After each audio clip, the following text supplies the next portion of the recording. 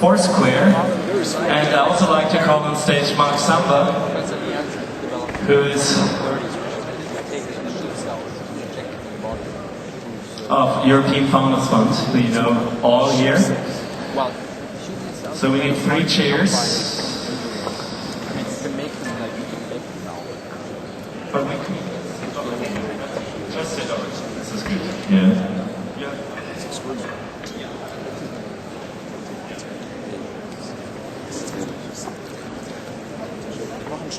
So we wait a minute until people are seated. Mark, would you? Do we have a mic or Mark? Okay.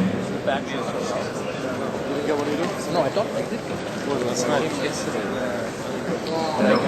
What's inside? Wow. There's a big book. There's more information. Nothing. I mean, you can ask me for a program. Nice to meet you.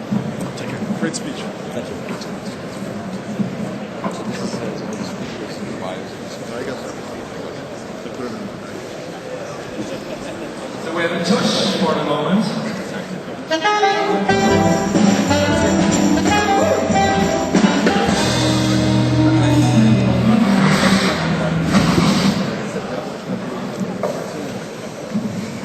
Okay. So Mark, actually, we owe you also that this panel, no, I have to say this, that this panel that comes together because you have been instrumental, that Andrew Mason is joining DLD together with Dennis Crowley, and Cara said she would moderate that. It was the second, I think, you together made it real. I know you're so busy right now, Andrew, and Dennis also. No, this is important. Both of you are, this is really important. You made the journey coming here. Mark, I'd like to ask you why you are helping Groupon a lot internationally currently. And last year, I have to say, you told me, I can't come to DLD because we have to work on City Deal this moment. Was it City Deal? Yes, it was City Deal. There's a competitor, so I don't do any commercial here. And I can't come because there's something big moving here. And we said, okay, and a year later, this has changed reality. And so what is so special to your mind about Groupon, about Andrew Mason? Could you 2 or 3 minutes explain until we kick off the panel?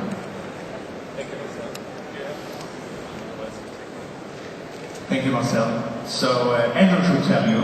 I want to just quickly start with this session and give you some numbers which I think are mind-blowing and explain why Forbes magazine last year called Groupon the fastest growing company in history ever. And I want to give you the numbers and read them slowly so that we all understand the magnitude of this fast growth, which is 2 million subscribers in 2009, 51 million in 2010. One country in 2009, the US, 35 countries in 2010, and 5 more since the beginning of 2011. From the US to Brazil, Germany, France, and the UK to Japan, from Russia to Japan and Australia. 30 cities in 2009, thousands of cities globally now. 120 employees in 2009, more than 4,000 today. Groupon ran 3,000 deals in 2009 and over 100,000 until today. More than 650 deals per day around the globe. $1.5 billion in savings for consumers. More than 32 million Groupons, that's the name for the vouchers, purchased worldwide. 32 million. And Groupon is profitable. And with that, I would like to ask Cara to introduce Dennis and wish you a very exciting session. I think this is the most interesting session when it comes to local, internet, mobile, e-commerce at this year's DLD and probably at this time. Thank you very much.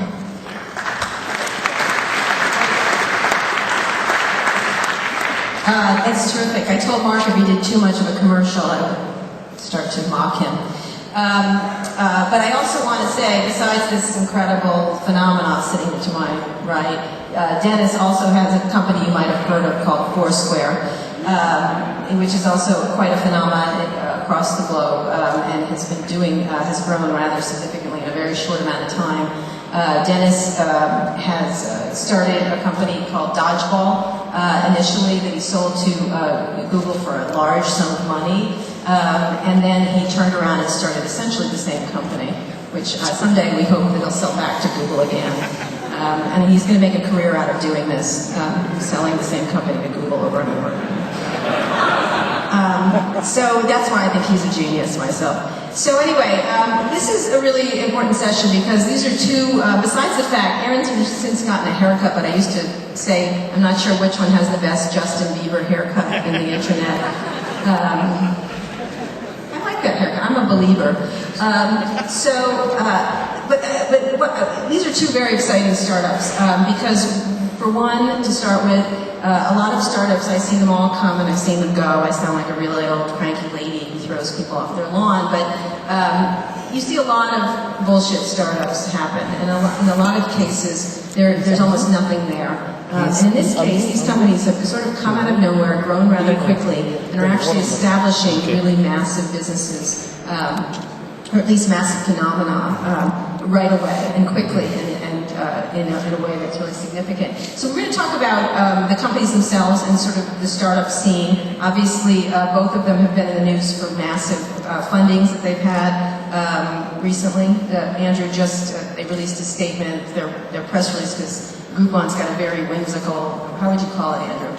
The tone of Groupon is what? I call it very whimsical. Whimsical, okay.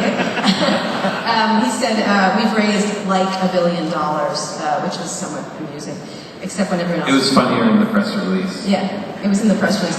So let's start talking about the phenomena of each of your companies. You guys, I don't have to go to the history, but you started what year, Dennis? Foursquare. We started in, we launched in March of 2009. 2009 at South by Southwest. Yes, we're 2 years old in this March. Right, exactly. And you guys launched?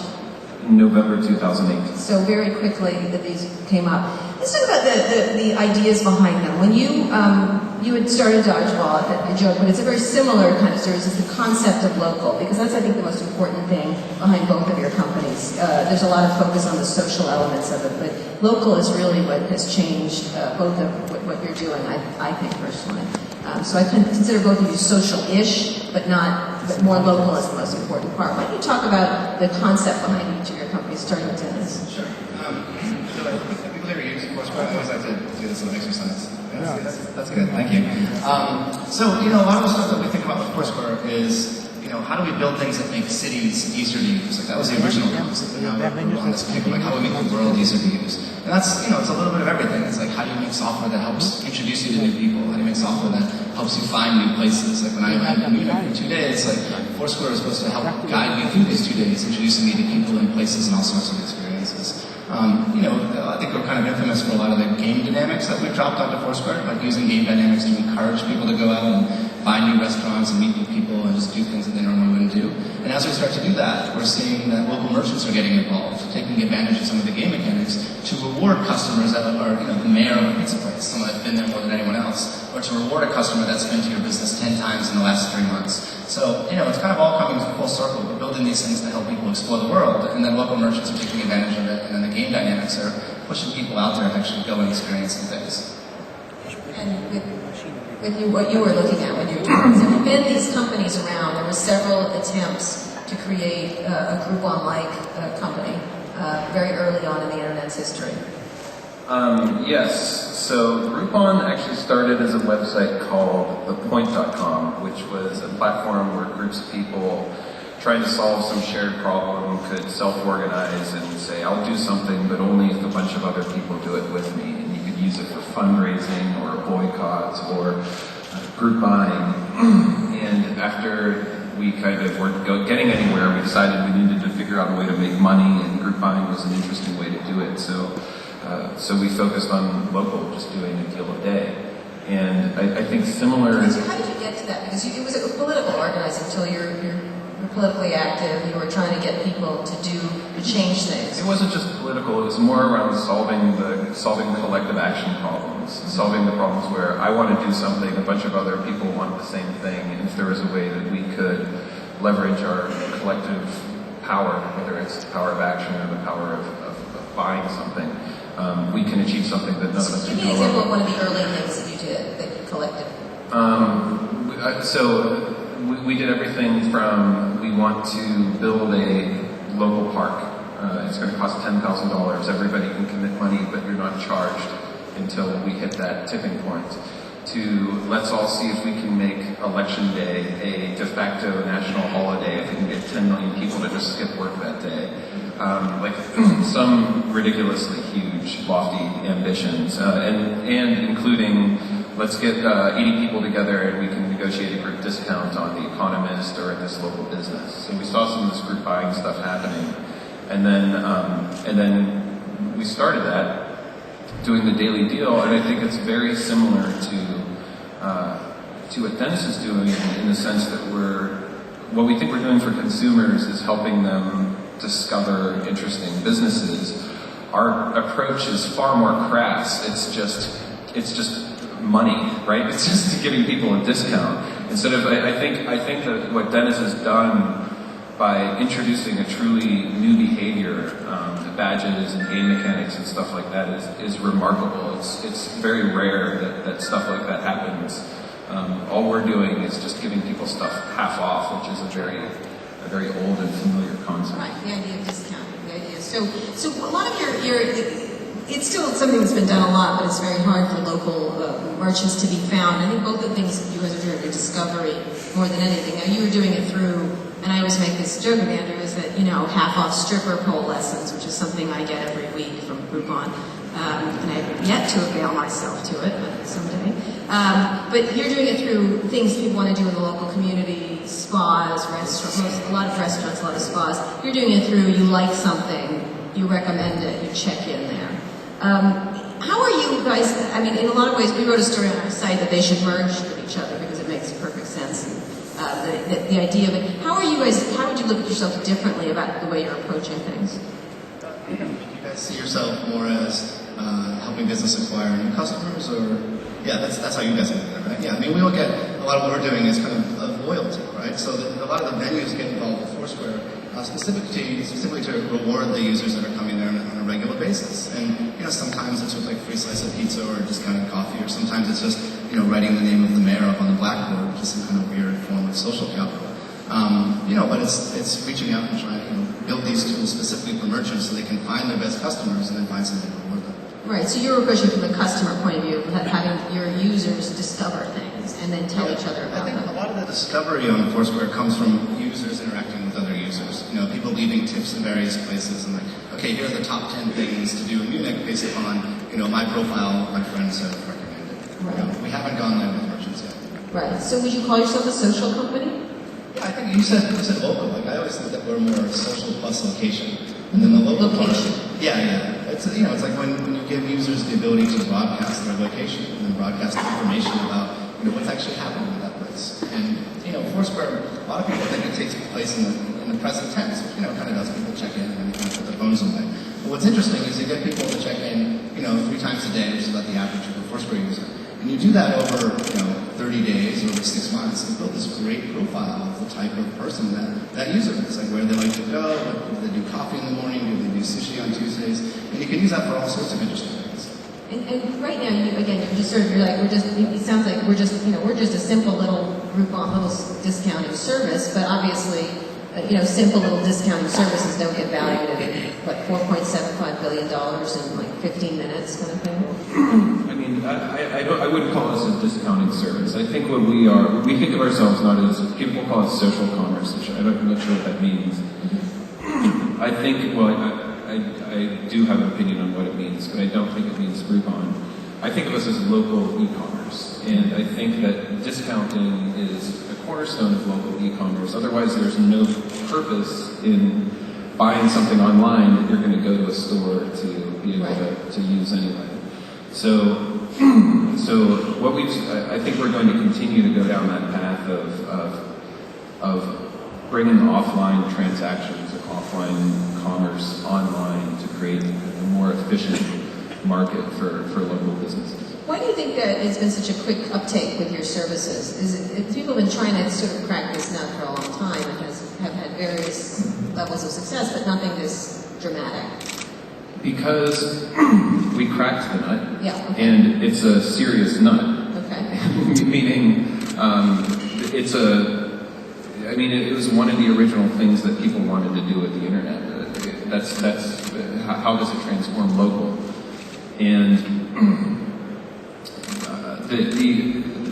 there wasn't even a good form of customer acquisition offline before the internet for local businesses. Newspapers, local circulars. For a mom and pop shop, the problem is if you want to advertise in a newspaper or circular or radio, you have to spend a whole bunch of money up front, and you get exposure, which you cross your fingers will translate into leads, which will translate into customers in the door.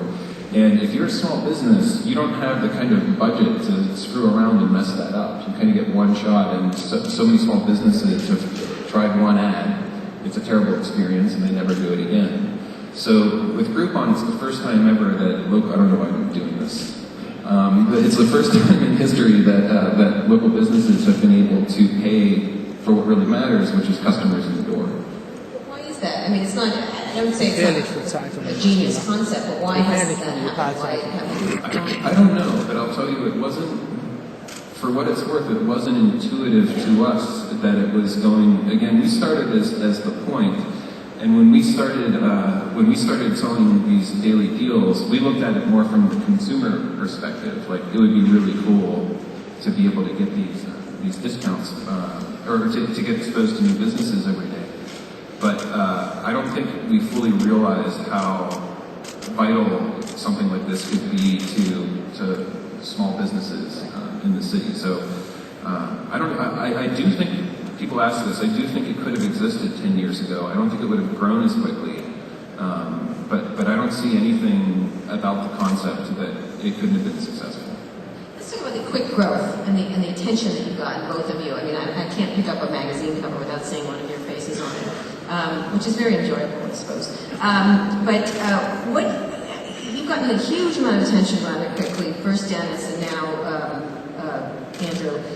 What is that like, the idea of a startup? You know, before it took a startup quite a long time. There was some adoption, there's some attention and things like that. Right now, what's happened with startups has changed, especially certain startups, not every one of them, but has happened rather quickly. How do you deal with that? We'll get to the money part later, but how do you deal with that? What's happened? How do you manage that?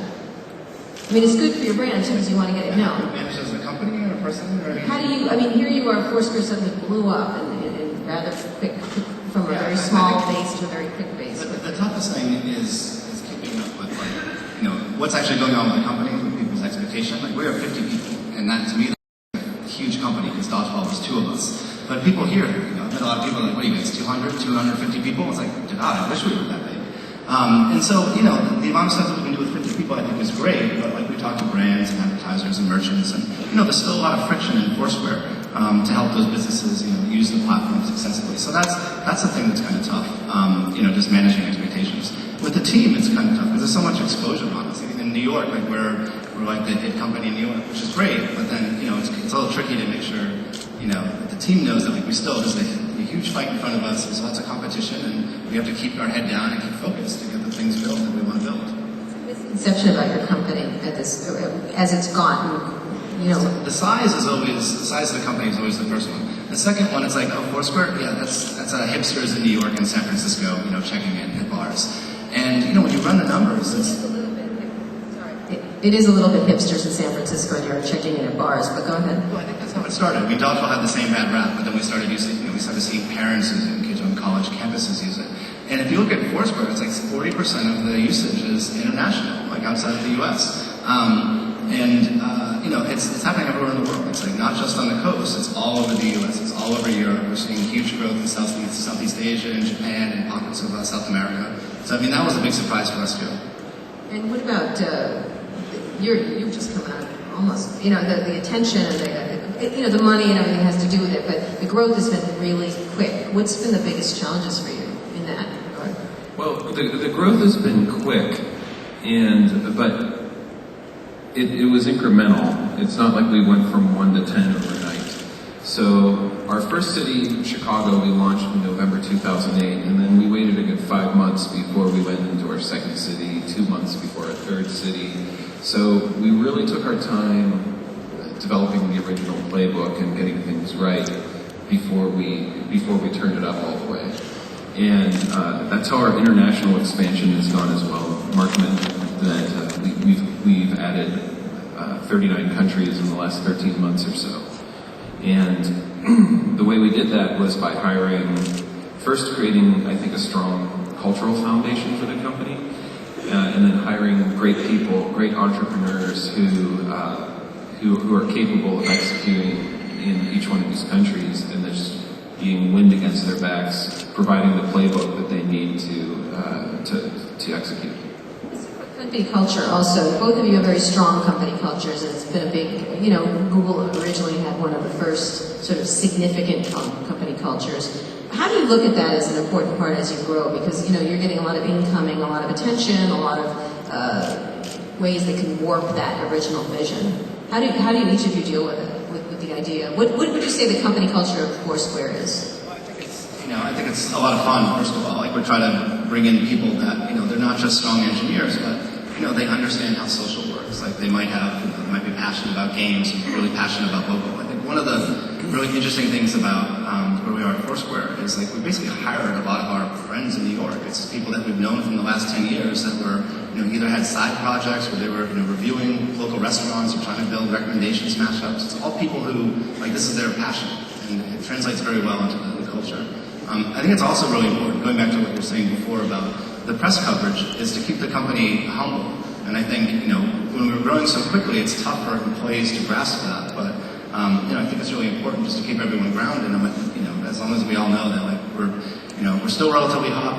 We're 6 million users, and there's, the folks that are right above us are considerably larger. We have a long way to go to get there. Your culture is really pronounced, actually. Where does it come from? I mean, besides your own whimsical personality? Well, Groupon, as a business model, surprise is a big part of it. Every day we have a new deal. You don't know what it's going to be. That's part of the fun, and that's given us permission to extend that same kind of craziness or quirkiness into other elements of what we do, from our marketing to our copywriting. In department, we have 350 writers who prepare really bizarre content for these businesses. They'll talk about an acupuncture place, and then talk about how you can use the needles as your fondue set after you get acupuncture in a way that's. Go ahead. So I won't do another. It's hard to, but it's. So I think there's just parts of the company that keep it fun. To Dennis's point, I think that our bigger problem is, the thing that I worry about more is trying to almost manage people from getting overexcited with the success that we've had. We're only 2 years old, and we still have a long road in front of us before I feel like we can celebrate. So, like, the all hands meetings that we have are usually morbidly, talking about everything that could go wrong. It's like we almost have to beat people with a stick in order to remember. You actually beat people with sticks? And not anymore. So talk about what could go wrong then. What are you worried about at this moment? I mean, we're going to get to the financing and where you're headed, but what is your biggest worry as an entrepreneur with this kind of rocket ship of growth, both of you? First you in. I think not becoming complacent and not being satisfied with what we've done so far, and continuing to innovate. Something that I've realized after looking at a lot of the companies that have had this kind of rise and then had an equally sudden fall, is that so often when they lose, they're losing to themselves more than they lose to competitors. And it's a classic tale. It's a classic tale that the hero comes and then becomes corrupted and then falls. And presumably returns, but we'll see. Where are you in that stage? I think we're still growing. Things are still moving along nicely, and we just have to continue to focus on making our customers super happy, and I think we'll be okay. But I think it's about continuing to innovate, continuing to find new ways to disrupt ourselves instead of letting someone else do it. Let's talk about that idea of the attention. Both of you have turned down rather significant offers from rather large companies. Dennis, in Dennis's case, Yahoo attempted to buy Foursquare. I believe Facebook also did. Who knows who else? I'm sure there were other attentive people. Obviously, your whole negotiation with Google was rather well documented, and the price was rather large, $6 billion. What happened in terms of deciding to stay independent at this moment in time? First, you, Dennis. I feel like, with some of the dodgeball experience, the thing that's important to us is taking all the ideas we had in our heads for a long time and building products that illustrate those ideas and then pushing them out to as many people as possible. And, I feel like we've been saying this for a while, but like we're, 10 to 20% of where the roadmap is supposed to end. And I feel like it's just too early to get off the ride. Like, there's so many other things we haven't done, and there's so much opportunity with the products we're building and the data set that we're collecting that, we just want to keep pushing at it. I think the toughest part is, having confidence in our team to do that. Like when the stuff was going on last summer, we were still, like 10 or 15, maybe 20 people. And, I think it's a gamble. It's like, we're gambling that we can make it happen with the team, that we can hire the right people. And now with, 50 or 51 people, like it seems like it's paying off. Like we're starting to see the team working together. Like the hardest thing we've had to do is grow from 5 people to 50 people. Scale the company, scale the product, scale all the infrastructure, and then get everyone still playing nice together. It feels like we just got to that point where So it's how did starting you to get to work. the decision? I mean, the first time you did sell, you had some regrets about it, which you talked about publicly.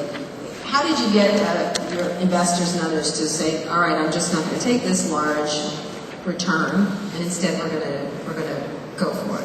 Well, the investors have been incredibly supportive. I think they want to see us shoot for the moon, and that's great because that's what we're thinking of it as well. So. Mm-hmm. So you didn't feel like it was not the wrong decision, but you didn't feel pressure that you made a mistake?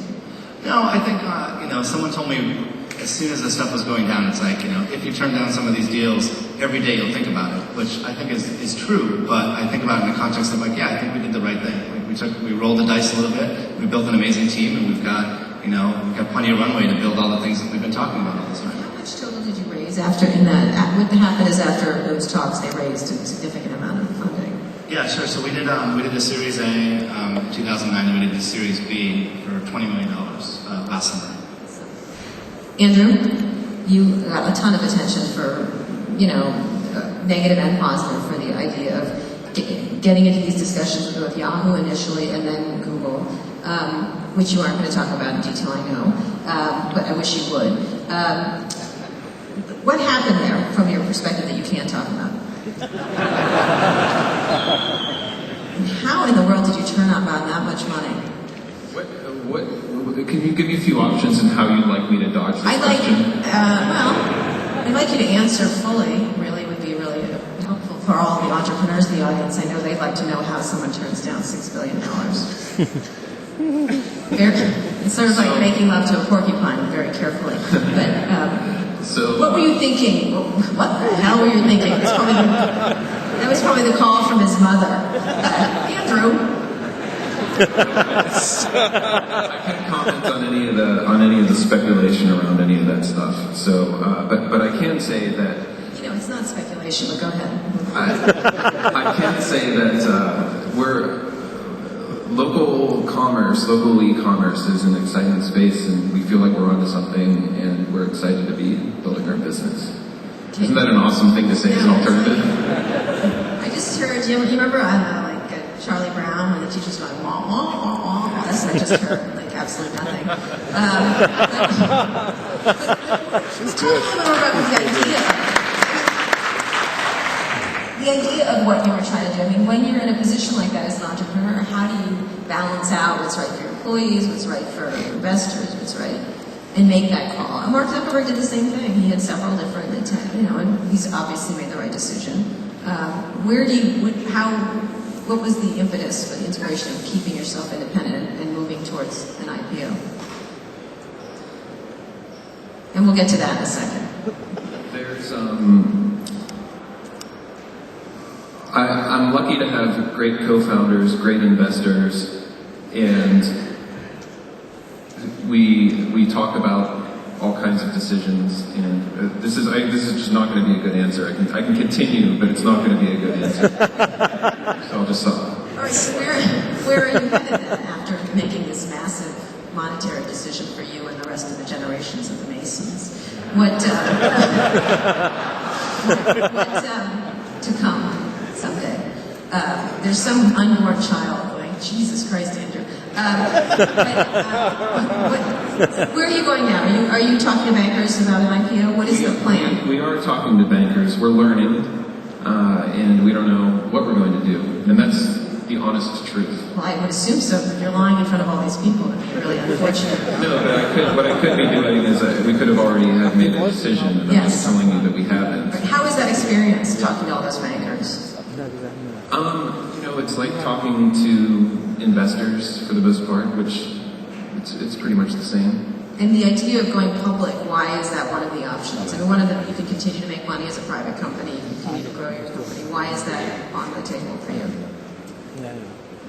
Well, that's what this learning process is about, but it is something that many companies eventually do. Right.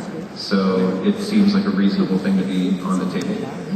But ultimately, to me, these types of things, even though they're juicy, I guess, for the business community, they're just so uninteresting. It's one step along the path to what's more interesting, which is where we are 5 years from now or 10 years from now. Let's talk about that, where you're going. I'll let you off the hook here. But it is not just juicy. Money, sex, and power, interesting to humanity. Just FYI. I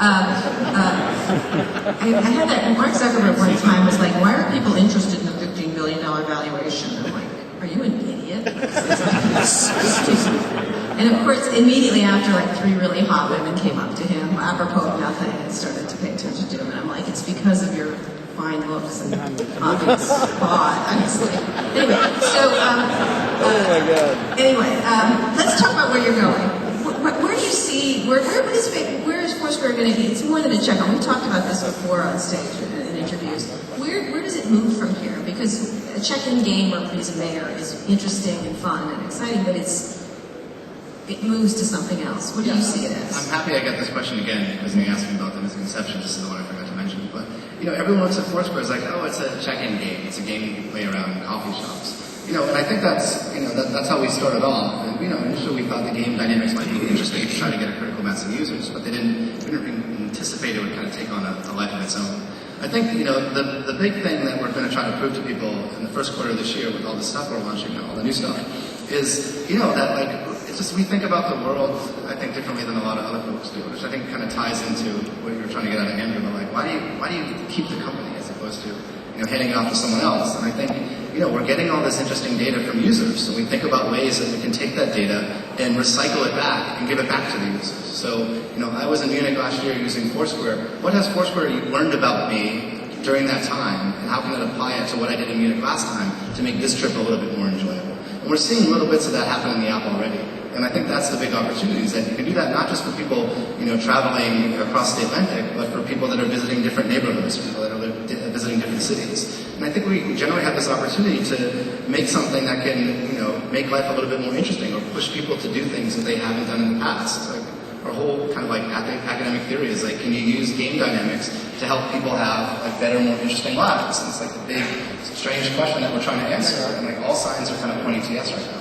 We talked about this before, but I don't think this crowd has heard that one of the interesting things is other third-party applications that then live on top of it. Give an example of a couple third-party, because people do still think in their minds, I mean, you did a very good job getting the mayorship. Are you wearing your mayor t-shirt right now?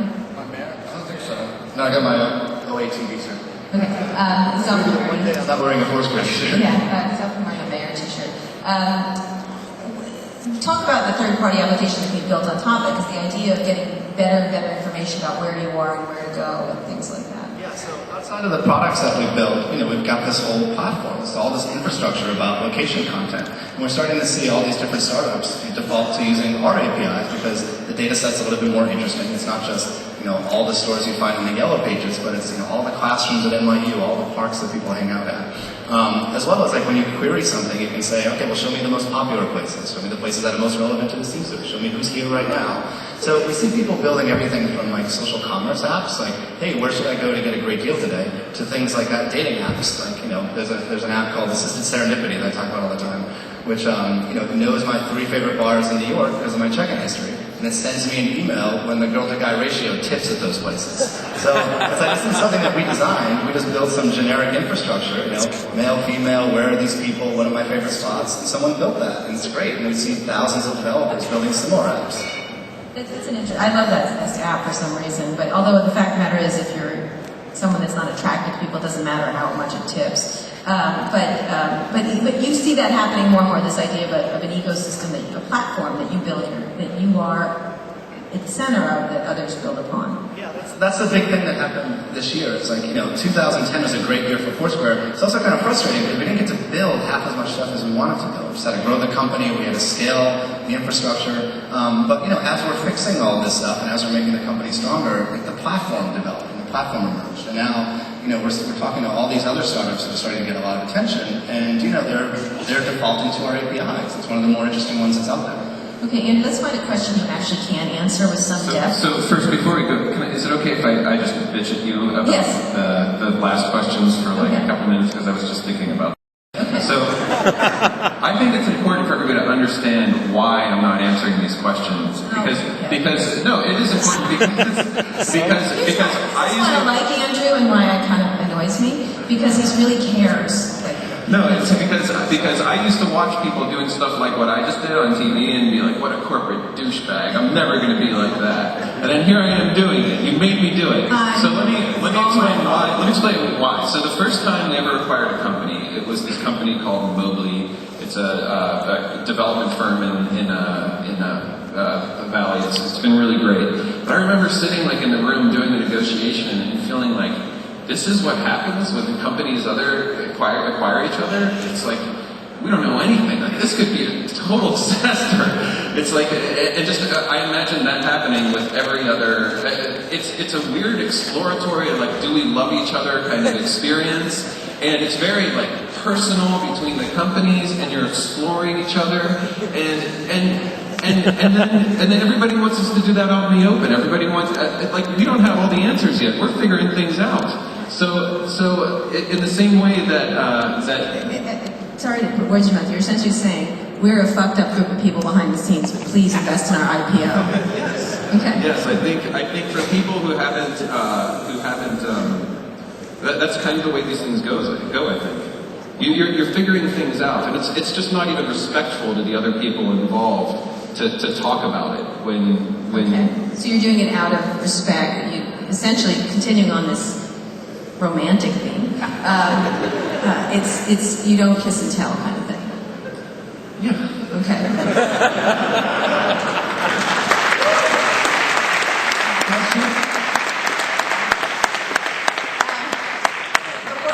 Questions. We've got about 10 minutes for questions. But what do you speak? Can you tell me what you're going to become? I can tell you. I can ask your favorite color, I guess. Well, I can tell you what we'd like to become. What I think what we'd like to become is the same thing that Amazon and other e-commerce companies have become for products. We want to be that for local. Okay. So we want to be something that people think about every time they go out to do something in their city. So they have a phone that lights up and says, "Here's your deals of the day." We'll see. I mean, I think if we succeed, then what we're doing today is just one small part of what we will become. But I think there's an opportunity for a company to bring offline transactions and offline commerce online, and I think we're well positioned to do that. It won't be easy. But if we do it, I want to become the kind of company that my kids can't imagine what the world would be like without. I think everybody wants that, but not me. But what questions from the audience for these fine men? And romantic questions are fine. By the way, he's already taken. Anyway, it's yours. Dennis, when we walked around the BMW museum the other day, we talked a little bit about micro-local and how we're trying to share our lives in smaller and smaller spaces and more and more granularity, right? We want to talk about this room is different than what's going on in the hallway across the hallway. What are both of your services going to do to take advantage of this trend to go to the more and more micro-local? Micro-local in terms of geography, like the floor plan of a building type of thing? Yeah, I don't know. I don't really think about it in that sense. I think of it as just like breadcrumbs. Like everything you do, every place you go, you're kind of scattering breadcrumbs for yourself to find later. Like, what was that place that I went to that was a lot of fun? And for my friends to find when they travel as well. So I think a lot about like, a lot of the Foursquare stuff started with taking this trip to Scandinavia and completely crowdsourcing the itinerary. Like, I didn't come up with any plans. I didn't have the guidebook or anything. I just let people, come up with a list of things to do. And it was fantastically successful. It was a lot of fun. And I think, like, what's the easiest way to replicate that experience? And it can take place in museums or dark alleys or like, graffiti on the side of a mailbox, whatever. Like, just how do you call attention to these little things that happen in kind of obscure places? Organizing them better, because one of the things with Foursquare is I do read the tips when you go to a place. You'll get 20 of the same thing. Like at one place I was like, don't eat the bloomin' onion, don't eat the bloomin' onion. The bloomin' onion sucks. And I'm like, I better not grow fucking bloomin' onion. So, but it wasn't very organized. You know what I mean? It was more. Yeah, it's one of these things like that's one of the hard parts about growing so quickly is that, you don't just have, all these check-ins to babysit. You've got all these users that you have to, sift through a lot of the content, merge the duplicates. Like, it gets to be a very tricky question or a very tricky problem very quickly. But, it's one of the things that, when you're talking about execution, what are the things that we have to do right in order for the company to be successful? And one of those things is, appropriately managing the community and building the tools that help that, stuff, the good stuff, bubble to the top. Another question? Right here. I'm Axel Schmiegel from Settlode. I'd like to have both of you guys' opinion on Quipe and Yelp, like those models. Since we're talking about local, should include that as well. Andrew, you go ahead. Well, reviews are a big part of what we do at Groupon. We use reviews, including sites like Quipe and Yelp and others, in order largely to decide which businesses we're going to feature and we aren't going to feature. So my opinion is thumbs up. There's a lot of my friends and I still, rely on Yelp to, for reviews and other sources. Like, we think of ways that we might be able to pull some of their content into our app. Ultimately, I think that, like, check-in data is more interesting than review data. Like, you get a sense of, like, what a person is and the places that they go to. And I think you can use that to make smarter decisions about cities and about places than you can just reviews. It's been a theory for a long time, and we think we scratched on the surface a little bit with Dodgeball. And now I think we have enough data to prove that thesis with Foursquare. Both of those companies do consider you competitors because one is doing. Yelp copied both of us. And the clone issue is a big issue for both of you. I mean, the idea, because I know lots of companies are doing daily deals, and a lot of people are putting check-ins within their data. That's the nerdiest high five ever, by the way. But you did that in public. I'm a little bit uncomfortable with that. I wish you kept it to yourselves. I do appreciate you have to answer the way you did. But you talk about online commerce and offline putting it together. I mean, I do that with Fandango right now. I want to buy an offline movie ticket. I buy it online to save the lines. The real question I have is, how do you keep the merchants and the consumers rather, from being addicted? So I'll only go to the merchants that have the sales. And does that ultimately lead to the merchants raising prices so that 50% discount looks good? We track things like repeat purchases pretty closely, and merchants are quite happy with the results. They find that the customers that come in through Groupon come back in at a rate that's similar to the rate that normal customers come back. And I think part of it is how we position Groupon as a city guide. We're not necessarily just sending out the same type of deal every day. We expose people to different types of businesses, and then it's the merchant's job to win them over as permanent customers. To some degree, discounting has been part of the product ecosystem for a long, long time. we think it's okay to introduce that to the service ecosystem as well to help create a more efficient market. So I think one way or another, I'm a big believer in that discounting being part of the future of local, whether it's us that's ultimately succeeds or not. And also you presumably be more targeted, getting more targeted. I think that's a big focus of ours. 2011, I think, is the year that Groupon becomes much more thought of, I think, as a technology company than just as sales and marketing technology hybrid. And a lot of that is going to be personalization, There's a lot of clones of small versions of Groupon. Sort of there's a mommy one, there's a family one, there's all kinds of ones that aren't you. Right, that's true.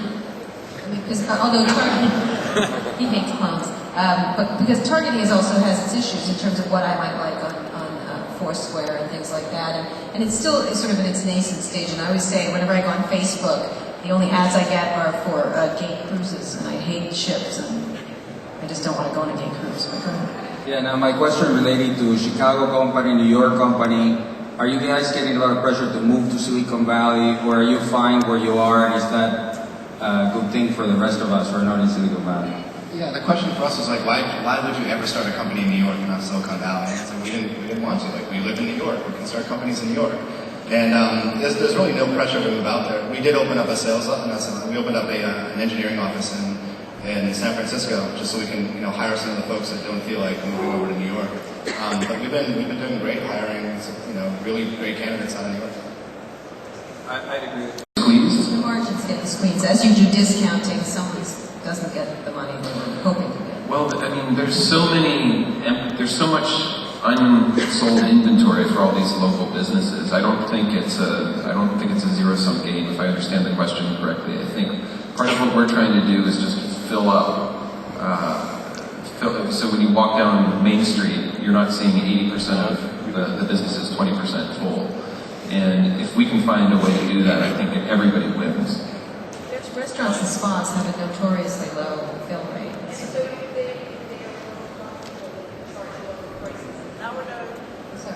As those restaurants and spas become more profitable and more efficient, they no longer need to charge such high prices. That's right. Or they charge higher prices when they're busy, lower prices when they're less busy, supply and demand. There's less price to get the margin on. Never mind. I think the issue is that if you get people too addicted to discounting, they are addicted to discounting. I think that's, I go back to what I said about product discounting. Like, yes, people are already addicted. Discounting is part of buying stuff. I don't think so.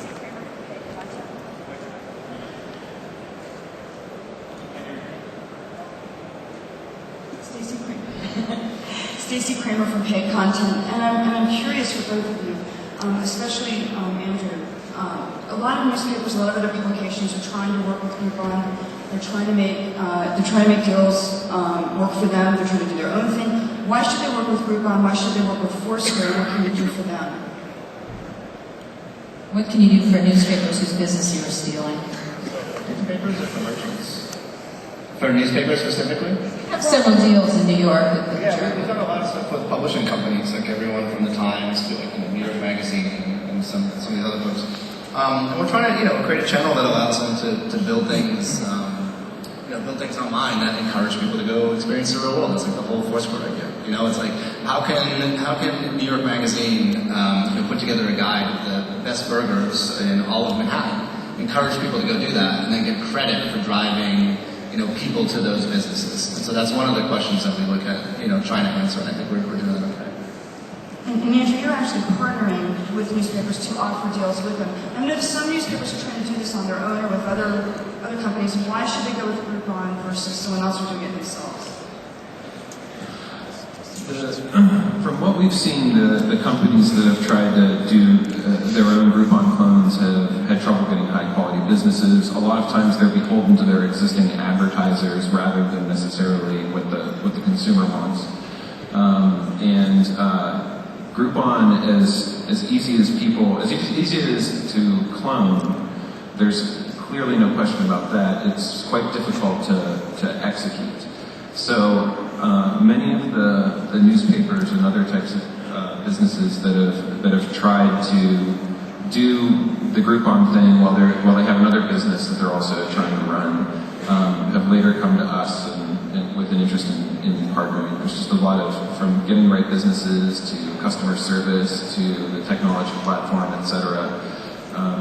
There's a lot to be gained by partnering with us. I don't think we have time for. Do you have time for the question or not? Very last one. One question, and I have more time. You pick. Or maybe you Try to build it in one question. Okay, I have a question to discounts. For example, in Germany, they're given local newspaper publisher in Germany. And coming to discounts, in Germany, local commerce is very, very competitive and prices are quite low. So the discount idea is the margins are low for the commerce.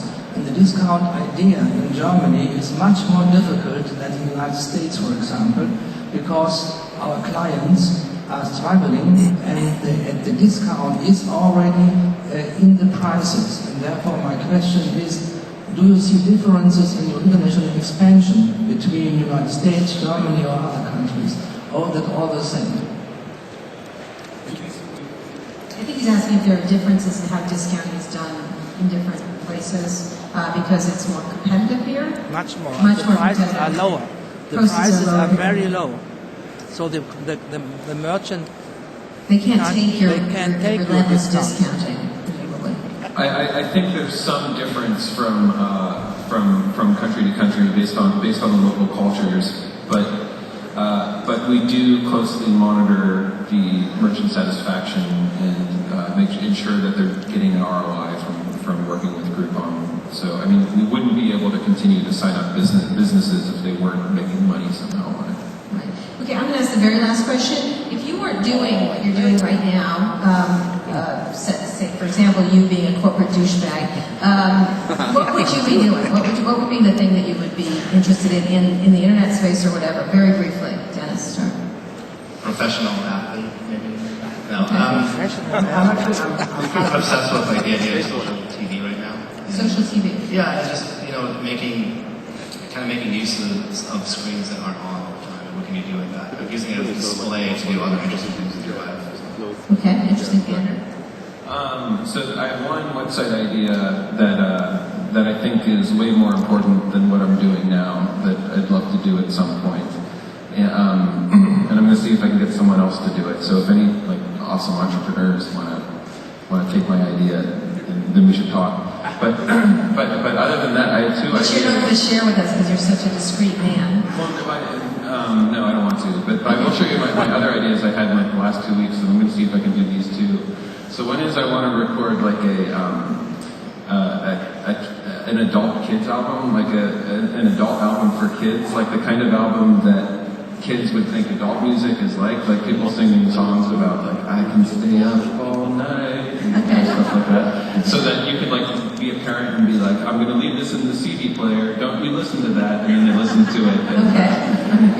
So that was one idea. And then the other one, and this is great, but I really do want something, that one's stupid, but this one somebody should go do. So I'm having a bachelor party. Guy here can make that happen. He can have Madonna involved, but go ahead. Yeah. I'm having a bachelor party at some point in the next 6 months because I'm getting married later this year.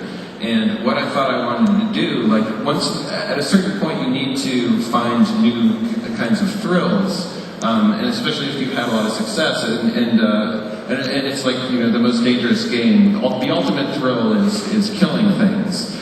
So, but there's not many opportunities to do that. No. So, what I was thinking would be cool. The cynicism has happened fast for you, but go ahead. Imagine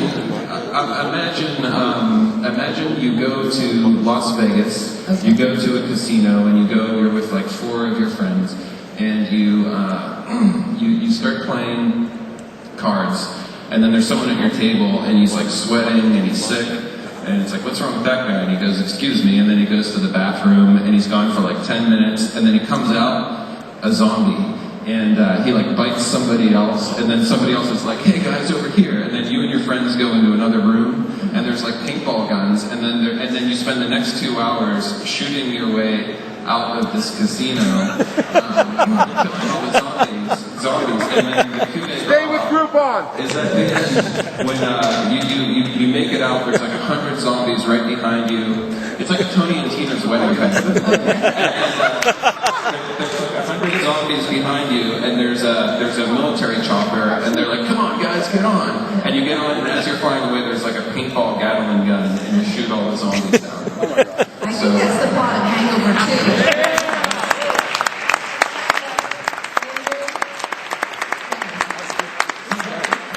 I think that could be the next movie after. No, it's actually the plot of Hangover 2. Anyway, thanks a lot, you guys. Again. Thank you.